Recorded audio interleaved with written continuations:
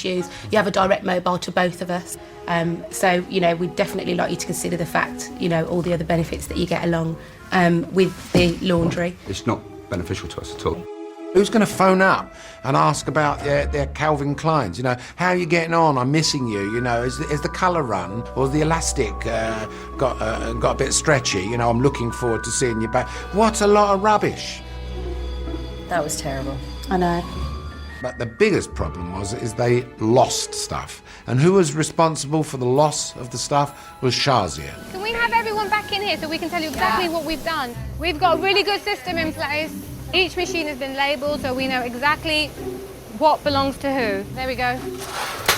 She messed it up, big time. And not only did she mess it up, she walked off, went back home and left them to get on with it. Okay, all right, thank you. See you.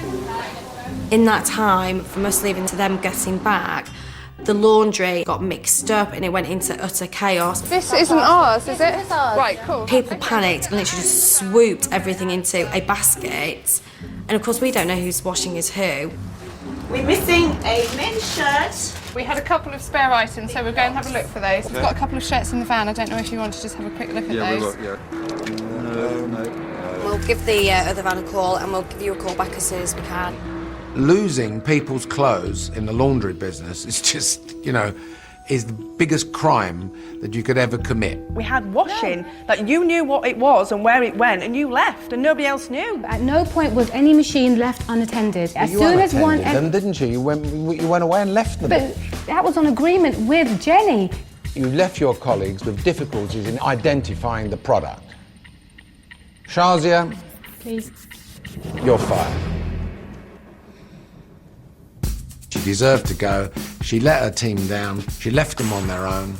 And to me, that was a terrible, terrible crime. Pub food was on Sir Alan's menu for week 3. Your chicken's probably cooked, but your sauce is a bit crap. Despite setbacks in the kitchen, the girls swept to victory with their Bollywood theme.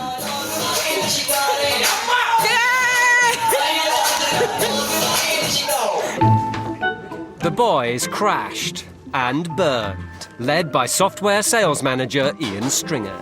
There are two types of people in life. There are winners, and the second one, I can't spell, and I can't say it, and I won't say it. Second place, not winners. It begins with L. You can work the rest out. We can. We've got to prepare the food. Tell them to do it. Kevin, we've got to go. Right, if we don't have the food ready, it's your fault. Fine. Right, Let's fine. go. He might have been unable to say loser, but winning looked unlikely the minute his Italian menu went over budget. Yes, we are. The pricing wasn't even thought about to the 11th hour. In fact, the pricing criteria was thought about when it came to actually having to print the menus. How much margin are we making? Guys, can we not hear? On a panini. Because if we're making 10p, what's the point? Lee, the short answer at this stage is we don't know. Clueless, completely clueless. They just went out buying loads of ingredients. £30 What's the calculation? What, up to £80, £81? And played totally over the odds. No thought at all about margin whatsoever. I mean, no one running a commercial restaurant would ever go to a supermarket. You would have to go to a wholesaler. Simple as that. £220, mate. Yeah. Kevin? Yeah, okay. If Ian ran a bank, every single customer would close their bank account down, the company would lose millions of pounds and the staff would walk out. Despite 2 trips to the supermarket, the boys ran out of ingredients. Yeah, I need more cheese. All right, mushrooms, I need tomatoes. Okay, guys, I need ham, I need parma ham, I need tuna, I need fucking everything. Pizza, for example, simple enough food to have on the menu, ended up, didn't have enough because he got some orders, so what does he do? He cuts it up and makes some kind of stupid pattern on the plate of a third of a pizza or a half of a pizza because, you know, he didn't have enough. This is a whole pizza. It just doesn't seem we've got a whole pizza. No, that's fine. I understand that. I will get you some a proper pizza. Excuse me, Claudia. Ian's leadership was so weak, head chef Kevin had to call a meeting to rally the troops. Right then, first of all, guys, I just want to say, what I want from you tonight is a big drive. Just go out there, smiles on your faces, You know, it's going to be busy in the kitchen. Just make sure the customer's understanding is, you know, some things they'll have to wait for, like the pizzas. All right? Okay, guys, 1, 2, 3 in the race, let's go. In the boardroom, Ian denied that the meeting ever existed. Did he call the team outside and have a pep talk? No, he didn't, Sir Alan. That's not true. He either did or he didn't. Sir Alan, he didn't. He didn't. We had a No, he didn't. I did. We had a Well, discussion. you weren't in the pep talk. I was in the meeting, Sir Alan, absolutely. And as soon as we got So together... he didn't do it? Kevin didn't get the team together, Sir Alan. No, the team all agreed... No, hold on 1 second. He said to me, I called the team together and I gave him a pep talk. Those were his words. You're saying he didn't? Load of rubbish. He was an absolute waste of space. He lost control of the whole task, did not know what he was doing, but still had the arrogance of believing that he was right. Unbelievable. Ian, this was a total disaster. Quite frankly, I think you lost it. Ian, you're fired.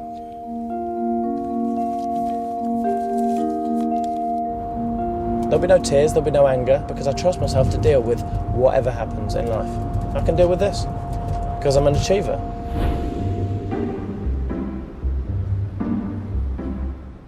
Next in the frame, satellite television engineer Simon Smith.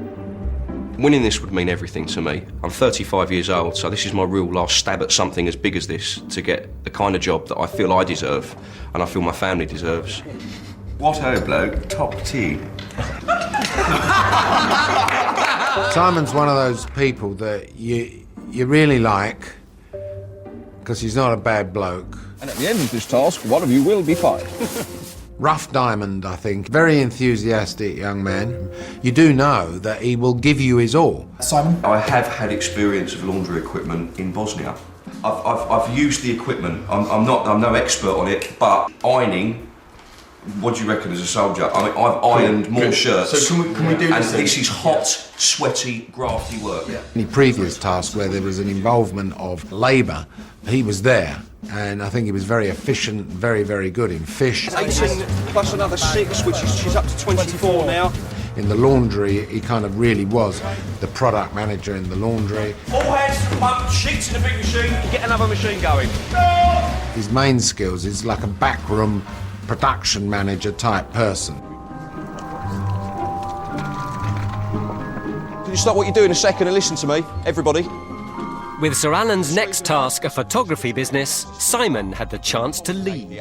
So I'm going to be here taking pictures like this with people looking in and seeing our screen, seeing our stage launch and setup. But his orders were ignored. No, Claire, I want to talk to you. Listen to me. This is the time in the play. Well, no, I'm the project manager, so this is the time and the Don't place. be autocratic. No, I'm not being autocratic. I'm not. I've been a dictator on this task. I've given you free rein to do everything. Second. I'm the project manager. Yeah, just this isn't the time in the place. Right. Okay. I haven't worked with Simon for 3 tasks.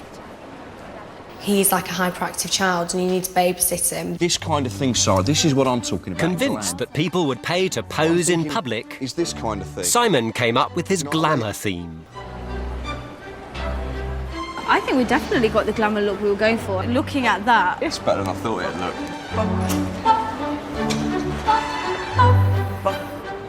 Nice smile. It was clear to me really early on that it was going to work because it just looked right. You can do whatever you like. Let's go that way. Pick your lift up. Straight down the lens, look at me. That's it, lovely. To me, they were nothing. I mean, it was just, taking a picture of someone sitting on a chair. So what? Let the camera create the illusion that you are wearing something really regal and nice. Didn't work. Bad choice. That shot him straight in the foot. Okay, look over here. Lovely smile. Nice big smile. You happy with that? That'll be ready soon for you. But it wasn't. With no system to identify his photos, production ground to a halt. And to get a grip of this, because this is getting on my fucking nerves. Okay. And we're looking like idiots. I don't know whether to go or to stay because the kids are starting to get a bit fed up now, so I just want to get home, really. He alienated customers. They turned up, their photographs weren't ready. The back room didn't know, the girl with the red hat and the green dress, I don't know. No system whatsoever.